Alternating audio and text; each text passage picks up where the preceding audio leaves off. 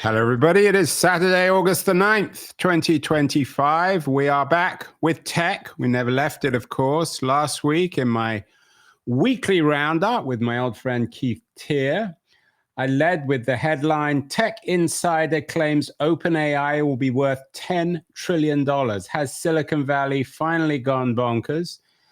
And in my own editorial, I began by saying I've always considered my friend Keith Teare a bit weird, but maybe this week he lost his mind speculating that OpenAI will be worth $10 trillion. Well, in the last week, of course, OpenAI has not only launched its new GPT-5 software, which many people, including critics like Gary Marcus, seem impressed with, but there is also news that they are organizing a $500 billion valuation for a new round of financing. So, Keith, that should shut me up, shouldn't it? I'm the weird one, not you. No, I think you're normal. Well, that's your criticism of, you don't like normal people, do you? I'm fine with normal people, but I'm not investing in them. That's the ultimate put down. You're normal. Keith won't invest in you. So you're not going to invest in me? I already invest in you, Andrew, for many years. That's emotionally, but that's another subject. We can't talk about that publicly. So, in all seriousness, well, look, this $10 trillion valuation, which you brought up last week, seemed to me absurd. But actually, it's not that absurd, really, is it? Well, it's $500 billion in. Let's think of this as year 2 in the life of OpenAI, and it's at $500 billion. And I think that's a 10x on where it was, a year and a half ago. If it does 10x again, it's going to be at $5 trillion. And who would bet against OpenAI doing 10x from here on? Because what they did this week is they set up their platform for the next phase of impact. And much more commercial impact as well, actually, in terms of what they shipped this week. So one would expect their revenue, which I think currently is around 13 billion, probably gets well over 100 billion in the next year and a half. So our difference, and it's less of a difference, I actually am beginning to think that I don't like admitting it publicly, but you're correct here and I'm probably wrong, is I've always assumed that these AI companies, and particularly OpenAI and also Anthropic, they're pouring ridiculous amounts of money into their platforms, which are still not profitable, to generate the kind of revenue to get these kind of valuations. But it's the standard internet game, isn't it? Amazon did the same thing, and now they're Amazon's a very profitable company. In the future, presumably, OpenAI, even if it's not profitable today, will become one of the most profitable companies in the history of the world. Yeah, the way you think of it as an investor is you ignore expenses. By expenses, I don't mean the cost of sales of doing what you do. I mean expenses like people, offices. You ignore expenses. And in the case of OpenAI, most of what it spends are expenses because it's building infrastructure. And it's particularly power. I mean, that's what costs so much. Yeah, you ignore all of that. And what you focus in on is what's called the gross margin. That is to say, what are you selling? How much do people pay for it? And in terms of unit economics, what percent of that represents future profit? And in the case of OpenAI, it's roughly 90%. In the case of Amazon, it's as low as 20%. So gross profit is the future capability of being profitable. Then what you want to do is build the engine to be as big as possible. Think of it as a printing machine for money. You should spend as much money as possible on the printing machine. And at some point, you turn the expenses off because you're done. And now it's pure profit. So you're basically timing profitability at the point of peak growth. And that's the right thing to do. So early profit actually would be mismanagement. Early profit is mismanagement. That's maybe our headline today. And of course, this $500 billion valuation is, as you suggested, is just the beginning. Altman knows what he's doing, though. I mean, I'm always a bit suspicious of him because he's such a player, but he's a very good player, isn't he? Yeah. And you know, and the way they played it this week, by the way, it wasn't a great week for them in some ways. Their presentation when they launched it was pretty amateurish. They were trying to be Apple-like and they failed. Their demos were, you know, took a long time and didn't really nail the points they were trying to make as well as they could have done.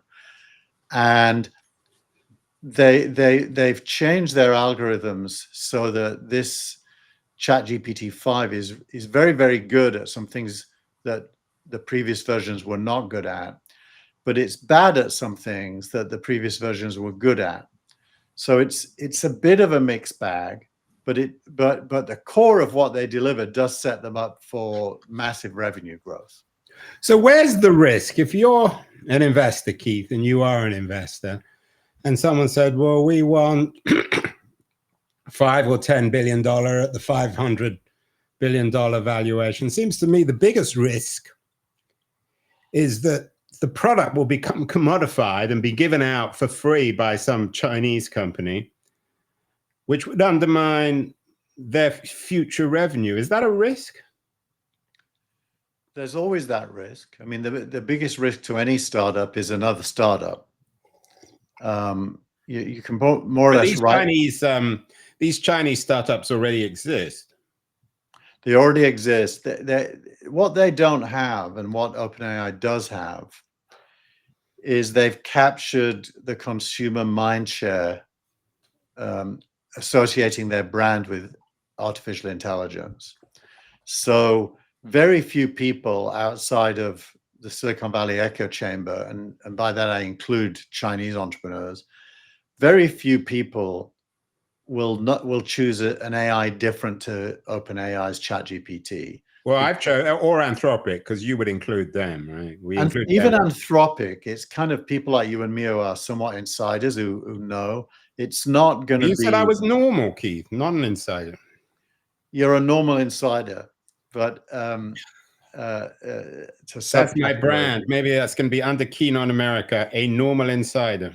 Exactly. You're a normal insider, but you know, it's pretty clear that OpenAI has the mind share of, you know, more than 1 billion people. Anthropic probably has the mind share of 100 million.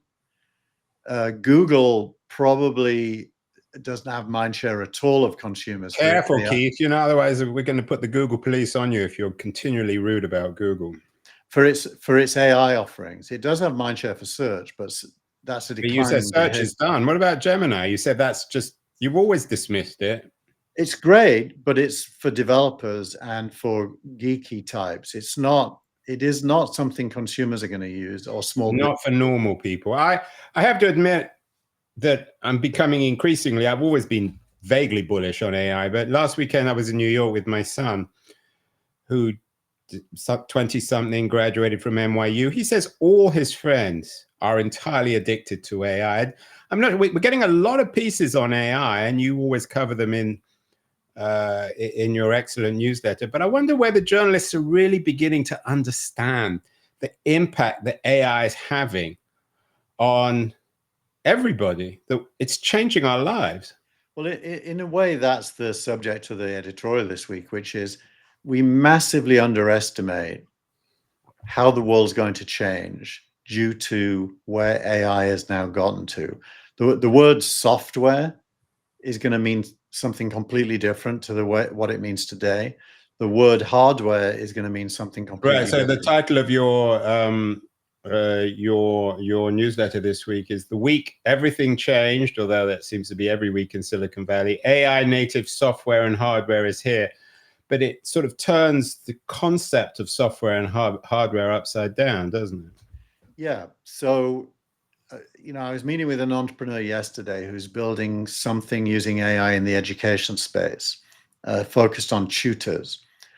And his mental image of his software was a website where you could choose a tutor, a bit like Khan Academy, but where the tutor was an AI.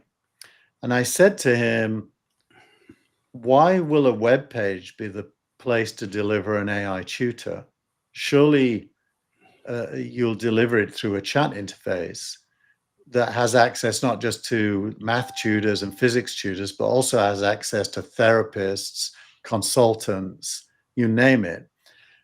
So software is going to be delivered in an interactive, spoken or typed interface where you don't even see the software. It doesn't have a visual form. It's like water, I mean, or like electricity. And of course, the electricity metaphor is one we've used a lot. I'm quoting you here from your very interesting editorial this week. What if the defining assumption of modern tech that software is something humans write and others humans use, and hardware is something we buy and use, just became wrong? This stuff is, how would you describe it? You talk about it's beginning to happen. The software is becoming, I'm just quoting you here because you put it nicely, software is becoming an actor, not an app. And hardware is going to have that embedded. Imagine a child talking to a toy and getting answers back. For some people, that would be chilling. For others, it's very exciting. Yeah, I mean, replace the iPad as child friendly pacifier, which a lot of parents use these days, with a doll or a fire truck or whatever toy you want to think of, where the child is fascinated by it because it talks back. And the physical world will be turned into an interactive place using AI embedded in objects. That is a very different world to the one we live in today, but it's coming up very fast now. Yeah, and it's not science fiction. By the way, Tesla, just one point. Tesla just did the first delivery of a new Tesla to a buyer without a driver being in the car. The car brought itself to the buyer and introduced itself using Grok. That's incredible. Where was that? Somewhere in the valley, because it was a test. Is there a story about that in this week's news? No, it was about 3 weeks ago. So you've got this interesting piece about the Stone Age. Welcome to the Stone Age. And you work off that in your editorial. Are we in a new, so to speak, Stone Age, Keith, or is it post-Stone Age?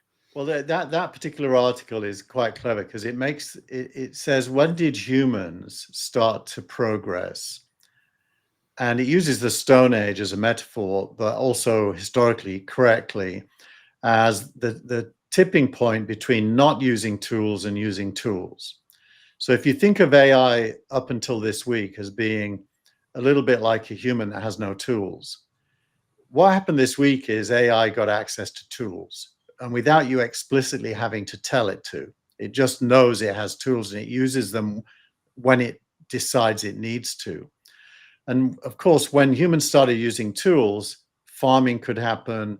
The whole of progress since then is predicated on tool use, and better tools requiring less and less humans to produce more and more things.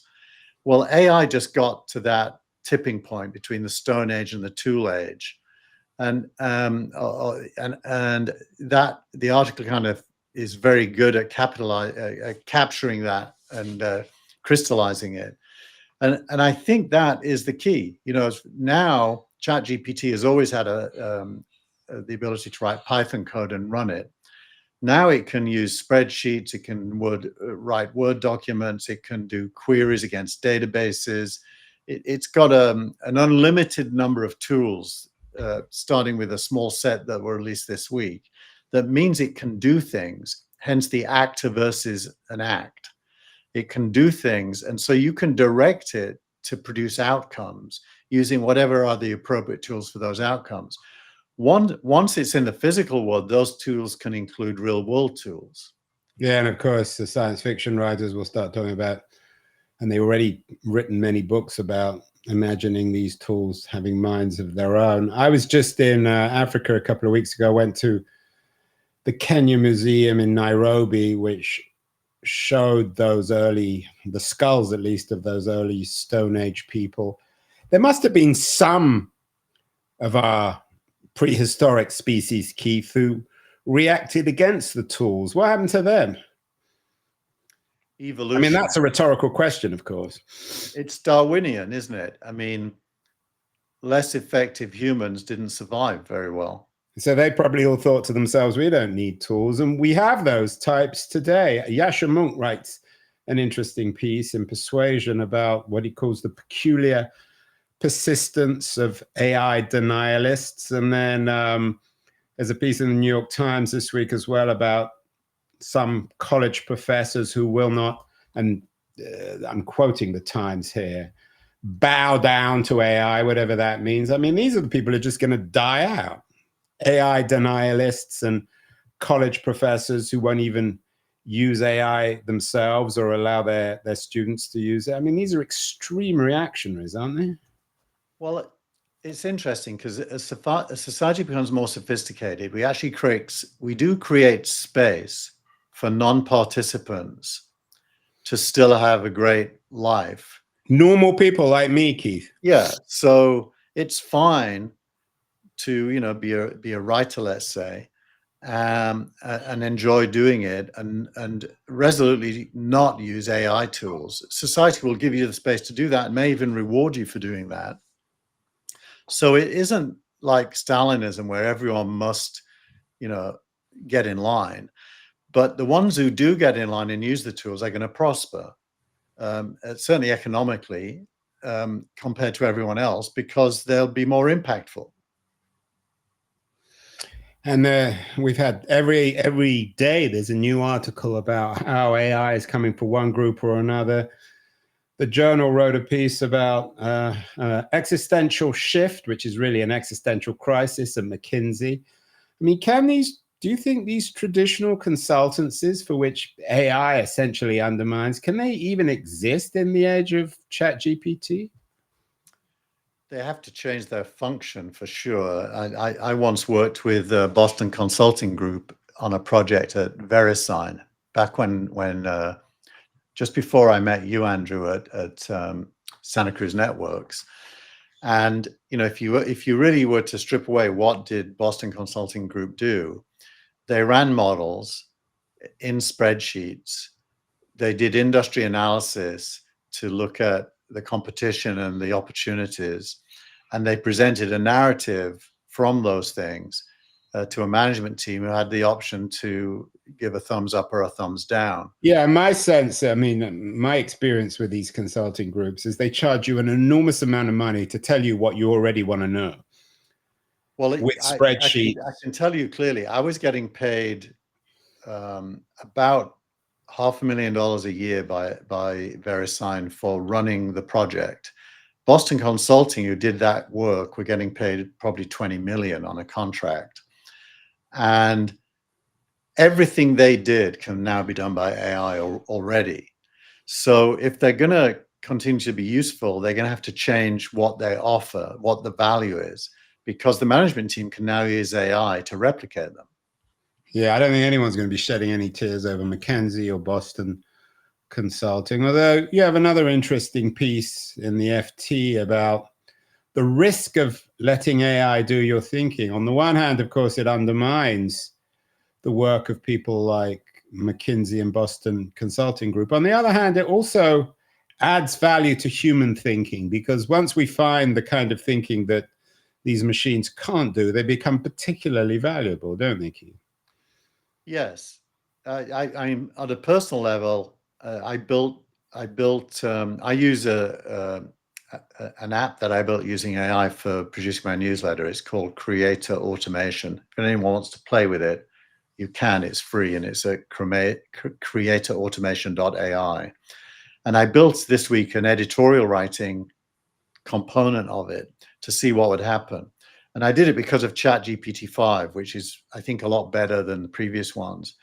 So this tool, I told it, go and read my last 5 editorials and look at the content that that editorial sat on top of.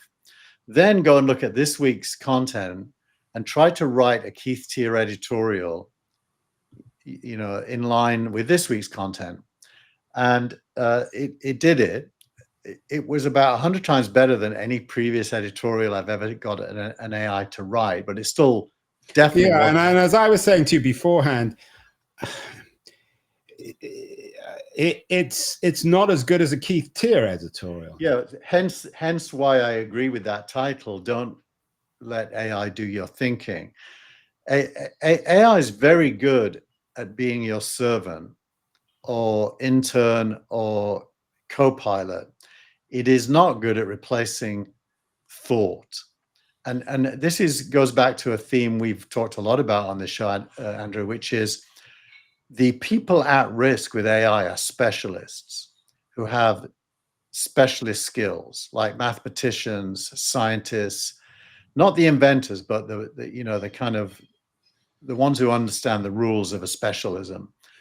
The ones who are not at risk are creative generalists. You mean normal people like me? And if you add more audacity into your normalness, AI can't be an audacious path breaker yet.